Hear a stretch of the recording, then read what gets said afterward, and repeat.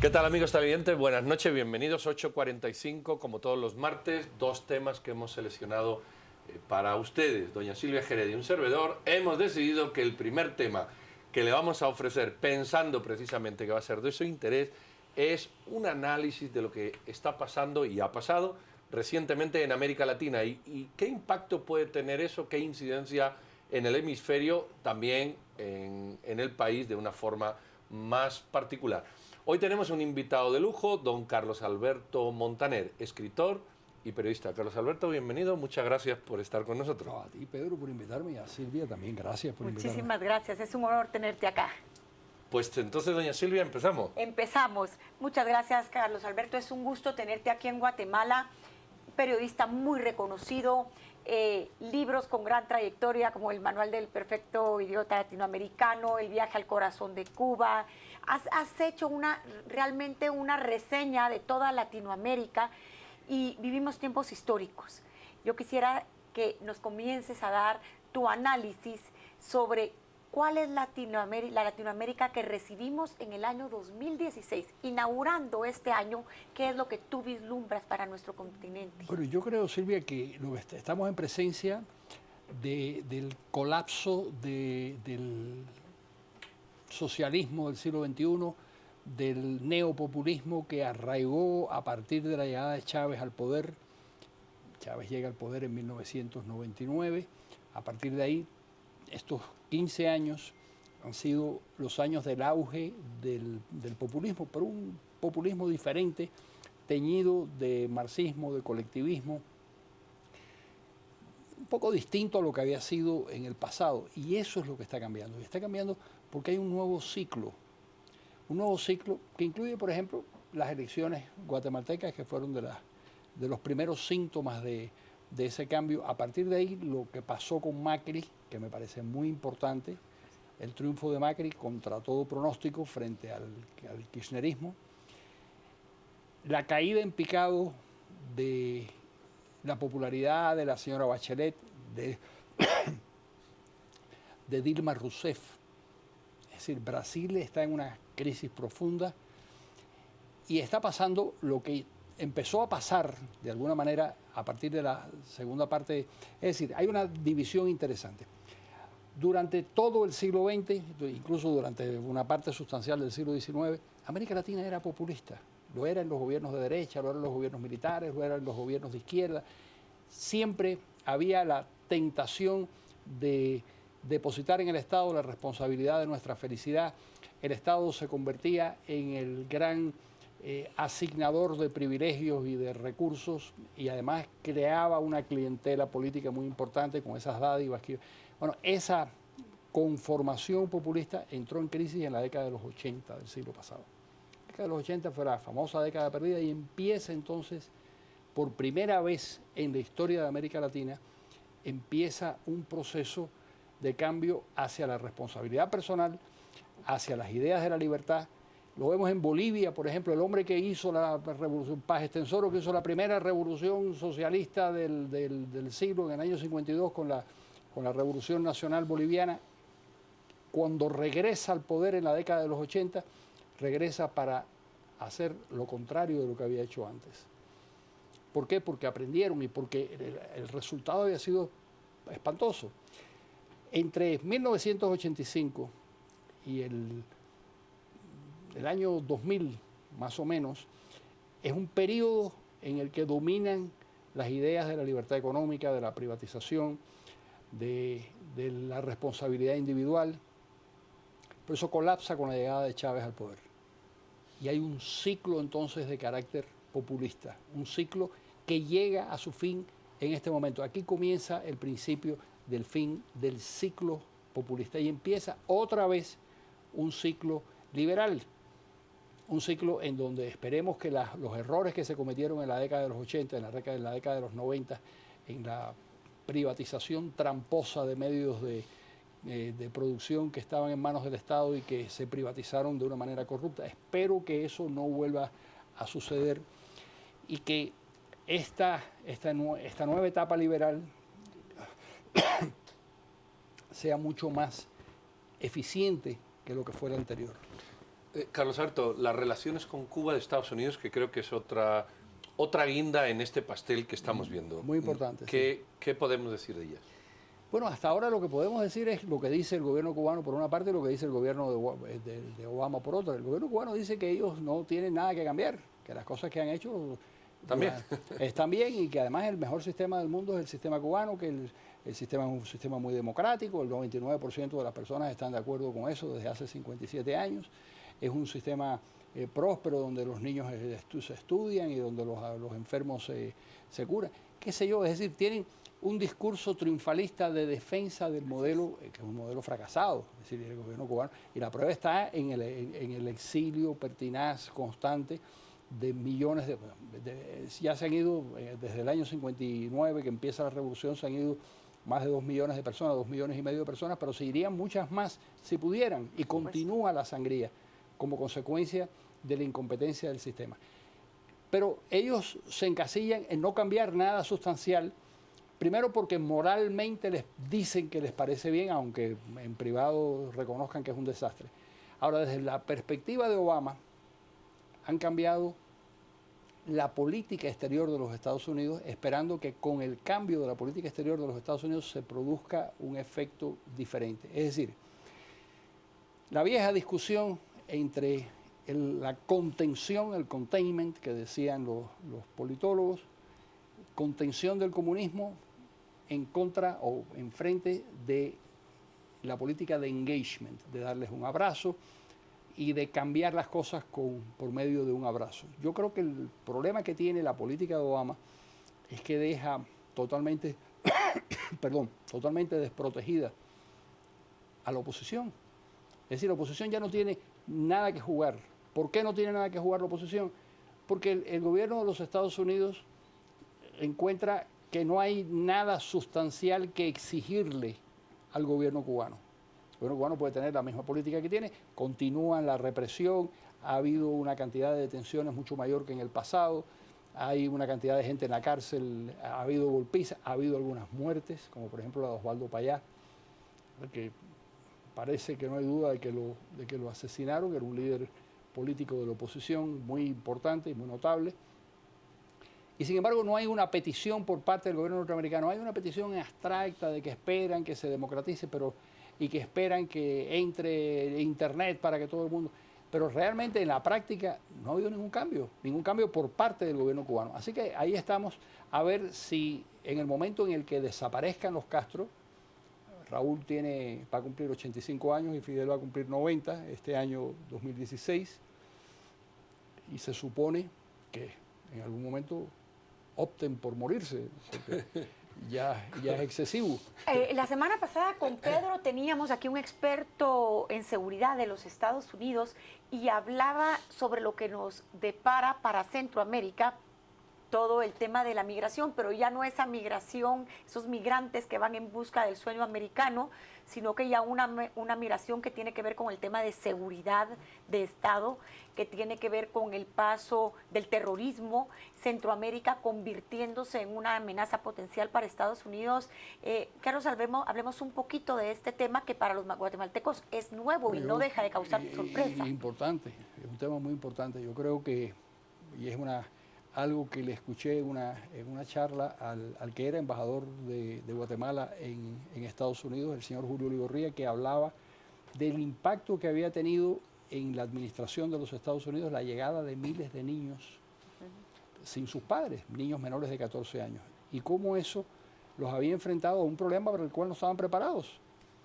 Y el problema para el que no estaban preparados es porque ni siquiera había un presupuesto para lidiar con ese problema, y ese es un problema que ha seguido. Eso sumado a la cantidad de gente que huye de la violencia y que tienen además todas las razones, que no se irían.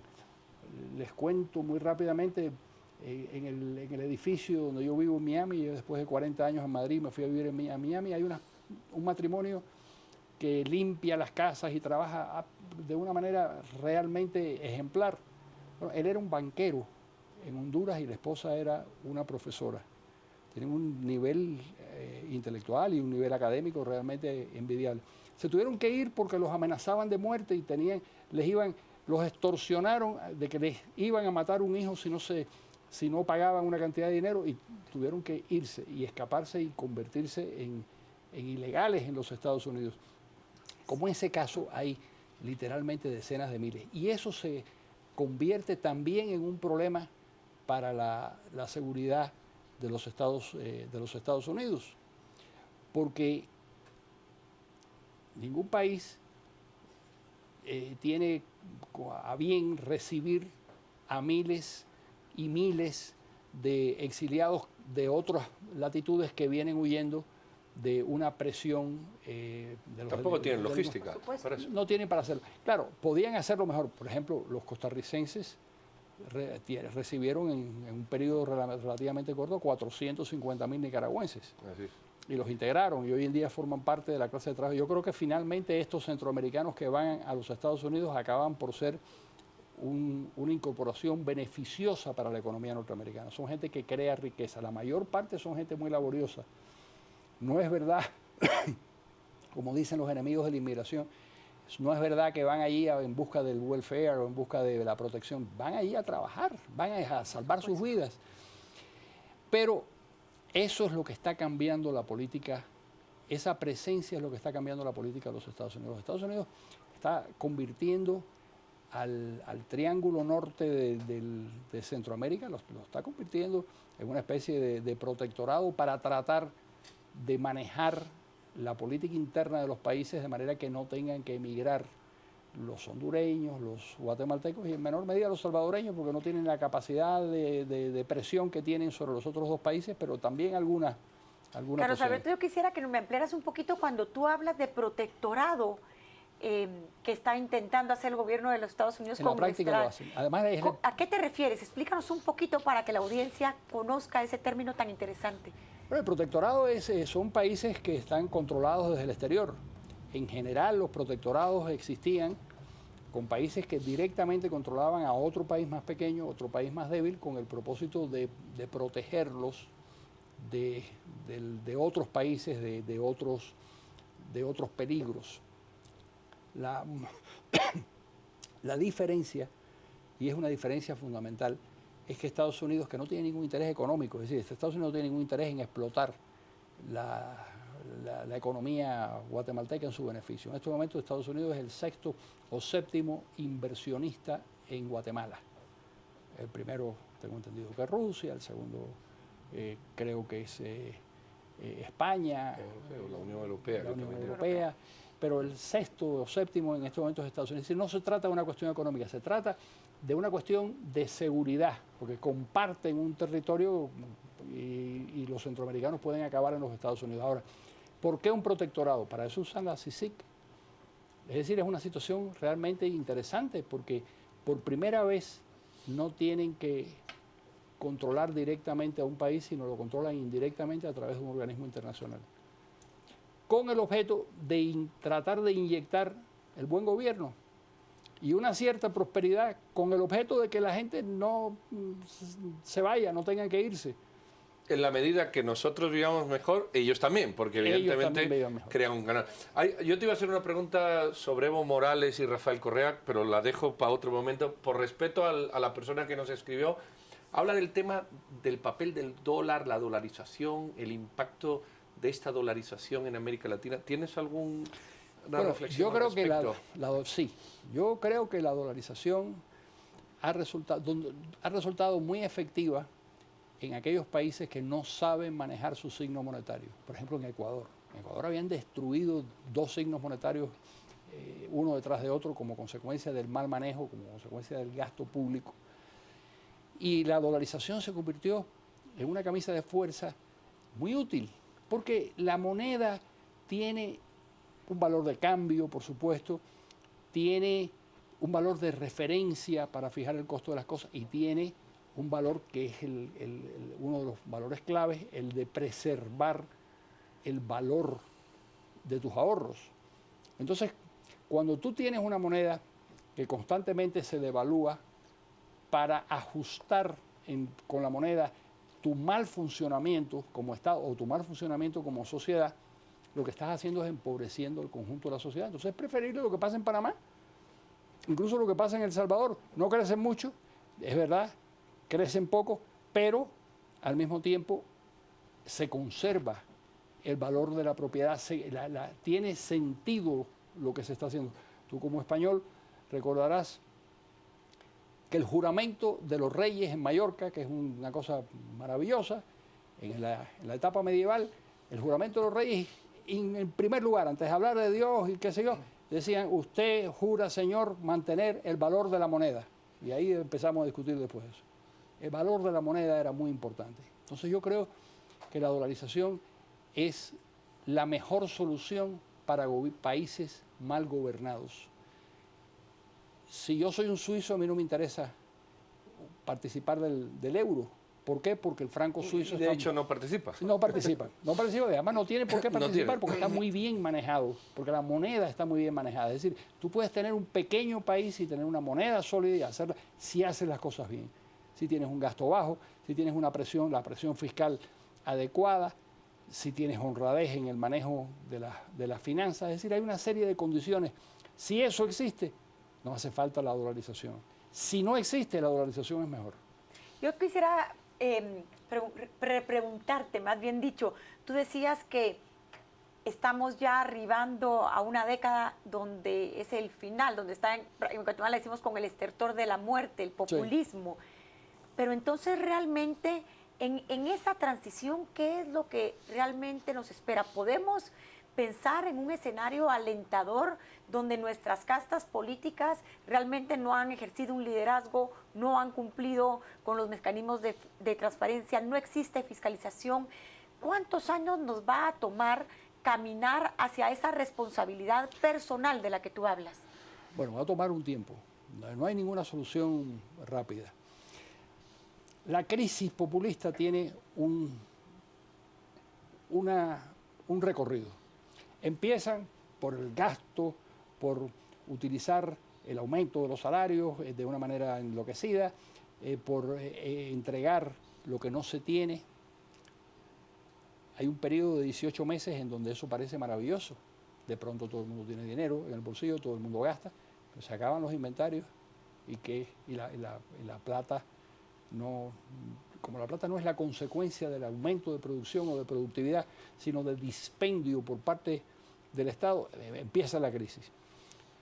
La segunda etapa es el ajuste que es absolutamente necesario. Es decir, después del desbarajuste económico viene el periodo del ajuste. Y el periodo del ajuste es muy doloroso porque es una contracción.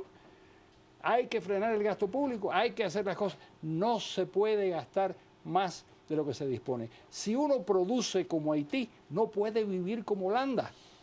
Y si trata de vivir como Holanda, lo que va a hacer es quebrar y llegar a una situación muy crítica. Eso, el periodo de ajuste también demora unos 18 meses y son 18 meses muy duros, que les sirven a los demagogos para decir, bueno, por ejemplo, en Grecia, nos oponemos a la austeridad. Pero ¿cómo es que se van a oponer a la austeridad? La austeridad es la consecuencia de una realidad económica, la realidad de la producción de esa sociedad. Si produce poco, pues tiene que consumir poco. Si produce mucho, tiene la posibilidad de consumir mucho. Y no queda más remedio que ponerle fin a la crisis con la austeridad. A los 18 meses empieza a salir el sol de nuevo, empiezan las inversiones. Cuando hay un buen manejo, las cosas funcionan bien, pero hay que recordar que no es posible reconducir la economía de un país y crecer. El milagro coreano, el milagro de Hong Kong, el milagro de Taiwán, todo eso fue el producto de 20 años. Estamos hablando de 2 décadas, una generación. Cuando yo he nombrado Bolivia y Ecuador, ya hay quien ha dicho aquí, ¿y qué le vas a preguntar de Bolivia y de Ecuador? ¿No han reducido la pobreza? ¿No son buenos regímenes? ¿No están fuera de ese cuestionamiento al menos tan extremo como fue Argentina y Venezuela? ¿Cuál sería tu análisis de estos dos? Yo creo que han tenido, mientras tuvieron los commodities a un precio muy alto, mientras Ecuador dispuso del barril de petróleo de más de $100, o el gas boliviano tuvo un precio muy bueno, pudieron hacer gastos públicos muy grandes. Por ejemplo, el caso de Bolivia. Bolivia pasó del 21% del Producto Interno Bruto de gasto público al 44%. El país que más gasta en este momento, el gasto público más alto, es el Ecuador. Y el segundo muy cercano por décimas es Bolivia. En época de vacas gordas es fácil reducir la pobreza, porque es fácil reducir la pobreza regalando dinero, pero no se trata de eso, se trata de crear empresas y puestos de trabajo para que la persona con su esfuerzo, con su producción, con su productividad, se inserte en la economía del país y funcione y crezca. De lo contrario, vamos a tener un periodo de alivio de la pobreza mientras haya recursos, pero cuando viene la época de las vacas flacas, que ahora estamos en la época de las vacas flacas, viene también de nuevo la creación de bolsones de pobreza o de endeudamiento que ya no es ni siquiera posible en algunos lugares porque Sí, ya toparon. Ya toparon, y además los chinos ya no dan más de sí, y los rusos no tienen tampoco demasiados recursos. ¿Tú ves estos dos regímenes en cuesta abajo? Sí, yo lo veo. Incluso creo que Bolivia es posible, además lo de Bolivia es... Ya el señor Evo Morales es el gobernante que más tiempo ha estado en el Palacio de Quemado, como se llama, al Palacio de Gobierno en Bolivia, el hombre que ya lleva más de 10 años. Bueno, va a terminar en el 2019, o sea que va a llevar 13, 14 años en el poder en el momento. Quiere reelegirse en ese momento, quiere llegar al 2025. La verdad es que Evo Morales es un tipo que le cae muy bien a la gente. ¿Por qué? Porque es una especie de personaje que tiene unas ciertas aristas simpáticas, pero es un tipo que no sabe nada de nada, un tipo que es capaz de decir que Bolivia fue víctima del imperialismo romano. Bueno, qué nivel de ignorancia el de ese caballero. Sin embargo, quiere seguir gobernando, es el caudillo que no se concibe a sí mismo fuera del poder, y eso me parece trágico. Un poco diferente a lo de Correa. Correa aparentemente se va a ir del poder. Correa ha sido un gobernante que por lo menos ha habido unas inversiones importantes en infraestructura. La clase empresarial no está tan insatisfecha. Sin embargo, ha cometido grandes atropellos contra la libertad de expresión. No ha tenido una virtud que es esencial en un jefe de gobierno, que es la práctica de la cordialidad cívica. Un buen jefe de gobierno tiene que tratar a sus oponentes de una manera respetuosa, tiene que tratar a la prensa de una manera cordial, tiene que practicar la cordialidad cívica, y si no lo hace, lo que logra es tensar las relaciones dentro del país, crear dificultades, generar una cantidad de enemigos. No es así como se gobierna. Tiene muy mal carácter, y el mal carácter en política no es una cosa inteligente. Vamos a tomar aquí una pregunta, yo creo que va a ser la última, de otra persona que dice: se confunde mucho el gasto público con la inversión pública. Ecuador es un ejemplo. ¿El gobierno realmente hace inversión o hace gasto e inversión? La cifra que yo leí, el 75%, 74% del gasto público iba a gastos generales corrientes, y gastos corrientes, y el 26% iba a inversión. Se ha hecho mucha inversión mediante el endeudamiento, lo cual puede ser correcto, puede ser bueno. Sí, si se emplea adecuadamente y luego hay capacidad de pago y se genera... Y luego si eso aumenta la producción y aumenta la riqueza del país. Pero no es impresionante la relación gasto fijo y inversión, no es impresionante en los dos casos. Carlos Alberto, antes de que te vayas, en las redes sociales pide a la audiencia que por favor hagas un breve análisis de cómo vislumbras tú el presente y el futuro de Guatemala con este nuevo régimen del presidente Jimmy Morales. ¿Qué mensaje le darías tú y qué crees que es parte del camino que tenemos que recorrer? Bueno, yo creo que Jimmy Morales, por lo que sé, que yo no soy un experto en Guatemala ni mucho menos, pero por lo que sé, fue la elección de una sociedad que buscaba a un tipo de político nuevo para que le pusiera fin a lo que había ocurrido en el país a lo largo de muchas décadas, a la corrupción, al mal manejo. Eso es complicado, es difícil de hacer, pero la primera responsabilidad de él es gobernar bien, rodearse, no sé cuál es su gabinete, me dicen que es un gabinete de gente notable, pero su primera responsabilidad es cumplir la ley y gobernar bien, colocarse bajo la autoridad de la ley y no hacer lo que han hecho muchos gobernantes en América Latina, y que es gobernar por encima de la ley. Un jefe de gobierno en una república verdadera solo puede hacer aquello que le autoriza la ley. Y él tiene que tener eso muy claro.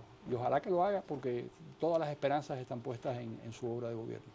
Muy bien, Carlos Alberto, te agradecemos. Yo sé que tus análisis son profundos, dilatados y muy meditados, y así se ha visto en redes, gente que agradece mucho tu participación. Bueno, aquí han visto un análisis rápido, ¿verdad?, de toda América Latina, pero con los puntos sobre la IE de quienes tienen la capacidad de condensar y la visión amplia, producto de la profesión de periodismo y de escritor que desarrolla. Te agradecemos tu presencia, Carlos Alberto, muchísimas gracias. Gracias a ti, Pedro. Y aquí Gracias, vamos Silvia. a irnos con Muchas nuestra gracias. compañera Rocío a ver si destaca algunos de los Twitter que hemos recibido. Rocío.